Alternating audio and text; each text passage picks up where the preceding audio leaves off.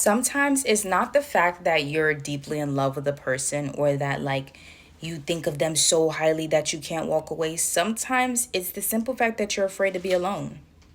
It has nothing to do with them. In fact, I think that, not to say that people are irreplaceable, because I don't think of humans that way, but if you were to meet a version of a partner or friend or family member who treated you with respect and kindness and treated you with value, you would up and leave these individuals instantly. But the thing is that you're afraid to be alone. You're like, damn, well, if I speak up and if I say something to you, I'm going to be alone. Fuck.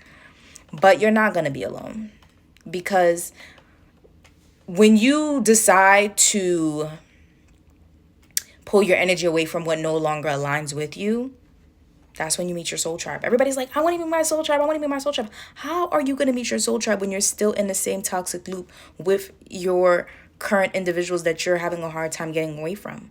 That ex, that old friend, that old mutual. You know what I mean? And I know to you it may seem like harmless communication, but that does affect things. I was having a conversation with somebody and I was just like, you have to ask yourself, would my soulmate want somebody like this? You know what I mean? Because you're asking yourself for a loyal partner, a person who's not attached to their past, a person who doesn't have their past projecting into this current relationship, yet you're still attaching yourself to the past. So how exactly would that work out?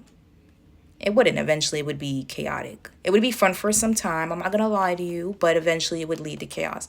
I think it's very important, very, very, very important that people take the time to sit and learn how to be alone. Because when you learn how to be alone and you truly value your own company, I promise you, you don't give a fuck who goes and who stays. And it's not on some I don't respect people or I don't value people. I love people so much. However, I love myself too much to be dealing with people who mishandle me. Like, I know my worth. Let's not play games. You know what I mean? Like, I know who I am. So I need you to see who I am. But if you can't see that, I'm going to leave you, because it's not a loss for me to walk away from you. We're both benefiting from each other. Although I don't feel like I'm benefiting from you, so I have to subtract myself from that equation. And when you get into that energy and you get into that vibe, you're going to start attracting people who truly align with you, people who don't need to suck your energy dry. Because you could be like, damn, I'm always around people and they always need something from me. You may bump into individuals who don't need shit from you, but a laugh and a giggle. Shit, maybe they don't need a laugh and a giggle. Maybe they just want to hang out with you. You know what I mean? But you got to be okay with being alone for a little bit. That's one of the hardest things in spirituality and in life that people have a hard time with. But I promise you, if you could bypass that, life will be amazing.